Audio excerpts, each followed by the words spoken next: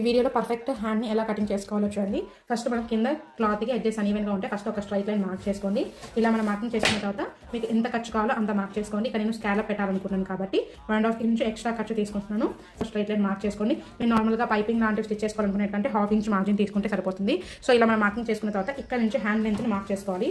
So ఈ margin 9 మీద నుంచి ఇలా ప్లేస్ చేసుకొని మనకి హ్యాండ్ లెంత్ వచ్చేసి 9 ఇంచెస్ కాబట్టి చూడండి 9 ఇంచెస్ దగ్గరికి ఒక మార్క్ చేసుకుంటున్నాను. 1/2 ఇంచ్ మనము జాయింటింగ్ కోసం యాడ్ చేసుకుంటున్నాం ఖర్చులోకి. సో ఇలా మార్కింగ్ చేసిన తర్వాత సేమ్ ఇంకొంచెం డిస్టెన్స్లో 9 ఇంచెస్ దగ్గరికి ఒక మార్కింగ్ చేసుకోండి. Same 1/2 inch extra margin draw చేసుకోండి జాయింట్స్ కోసం. సో ఇలా మార్కింగ్ చేసుకున్న తర్వాత ఈ 2 పాయింట్స్ని బేస్ చేసుకొని ఫస్ట్ స్ట్రైట్ లైన్స్ అయితే మార్క్ చేసుకోవాలి. చూడండి ఈ క్లాత్ ఎలా ఫోల్డ్ చేసుకోవాలో కూడా డీటెయిల్గా చూపిస్తాను. చూడండి ఇక్కడ మనకి బ్యాక్ పార్ట్ కట్ చేసేటప్పుడు మనకి ఆర్మ్ రౌండ్ ఎంతైతే ఉంటుందో ఇక్కడ మనకి ఆర్మ్ రౌండ్ వచ్చేసి 8 ఇంచెస్, మనకి ఖర్చులోకి 2 ఇంచెస్ తీసుకుంటున్నాం కాబట్టి 8+2 అంటే మీరు ఇక్కడ ఆర్మ్ రౌండ్ ఎంతైతే తీసుకుంటారో అది అలాగే 2 ఇంచెస్ ఎక్స్ట్రా తీసుకొని మనకి కంప్లీట్గా 10 ఇంచెస్ కాబట్టి మనము ఇలా క్లాత్ని ఫోల్డ్ చేసేటప్పుడు కూడా విడ్త్ మనకి 10 ఇంచెస్ ఉండేలాగా చూసుకోవాలి. చూడండి ఇక్కడ నుంచి మనకి 10 ఇంచెస్ ఉందో లేదో ఒకసారి చూసుకోవాలి. చూడండి మనకి ఎగ్జాక్ట్గా 10 ఇంచెస్ ఉంది. సో మనం క్లాత్ విడ్త్ అనేది ఇలా తీసుకోవాలి. కంప్లీట్గా ఇలా కూడా ఫోల్డ్ చేసుకోవచ్చు, కానీ ఇలా ఫోల్డ్ చేసుకుంటే మనకి 4 జాయింట్స్ అనేవి పడతాయి కదా.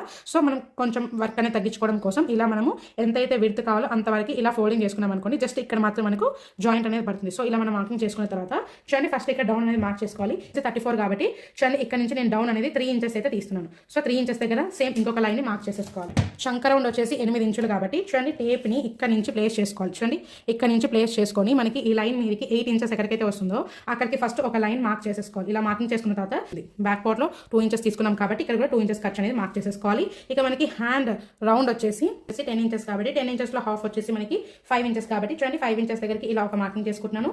సేమ్ 2 ఇంచ్ ఖర్చులోకి మార్క్ చేసుకుంటున్నాను. ఇలా మనం మార్కింగ్ చేసుకున్న తర్వాత ఈ రౌండ్ మనం ఎలా మార్క్ చేసుకోవాలంటే ఇక్కడ నుంచి ఫస్ట్ 2.5 ఇంచెస్ దగ్గరికి ఒక మార్కింగ్ చేసుకున్న తర్వాత ఇప్పుడు ఈ పాయింట్ బేస్ చేసుకొని ఫస్ట్ మనము క్రాస్ గా ఒక లైన్ మార్క్ చేసుకోవాలి.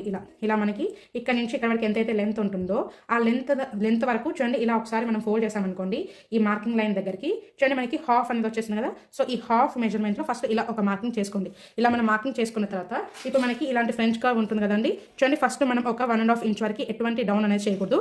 జస్ట్ 1.5 ఇంచ్ తర్వాత నుంచి లైట్ గా డౌన్ అనేది స్టార్ట్ చేయాలి. ఇలా మీరు పెట్టుకుంటూ ఉంటే మీకు ఫ్రెంచ్ కర్వ్ ఎక్కడైతే పర్ఫెక్ట్గా మ్యాచ్ అవుతుందో ఈ పాయింట్ మనకి ఈ పాయింట్ ఎక్కడైతే మ్యాచ్ అవుతుందో చూడండి ఇలా మార్కింగ్ చేసుకోవాలి. ఫస్ట్ ఇలా మనం మార్కింగ్ చేసుకున్న తర్వాత ఇప్పుడు ఇక్కడ నుంచి కొంచెం డౌన్ మార్క్ చేసుకోవాలి. చూడండి ఒక్క 1/4 ఇంచ్ ఇలా అనుకోండి పర్ఫెక్ట్ హ్యాండ్ రౌండ్ అయితే వచ్చేస్తుంది. సో మనం ఇలా అయితే హ్యాండ్ రౌండ్ని మార్క్ చేసుకోవాలి. చూడండి ఇలా మనం మార్కింగ్ చేసుకున్నాం అనుకోండి పర్ఫెక్ట్ హ్యాండ్ రౌండ్ అయితే వచ్చేస్తుంది. సో మనం ఇక్కడ మార్కింగ్ చేసుకున్న లైన్స్ని ఇలా లైన్స్ అయితే మార్క్ చేసేసుకోవాలి. మనం ఇలా అయితే మార్కింగ్ చేసుకోవాలి. ఇక్కడ మాత్రము ఖర్చు తీసుకున్న సైడ్ కంపల్సరీగా క్రాస్ తీయకూడదు. ఇలా స్ట్రైట్గానే ఉండాలి ఖర్చు మార్కింగ్. చూడండి ఇలా స్ట్రైట్గా ఖర్చు పెట్టేసుకోవాలి. ఇలా మనం ఎలా అయితే మార్క్ చేసుకున్నామో ఆ ప్రాసెస్లోనే ఇక్కడ మనము కట్ చేసేసుకోవాలి.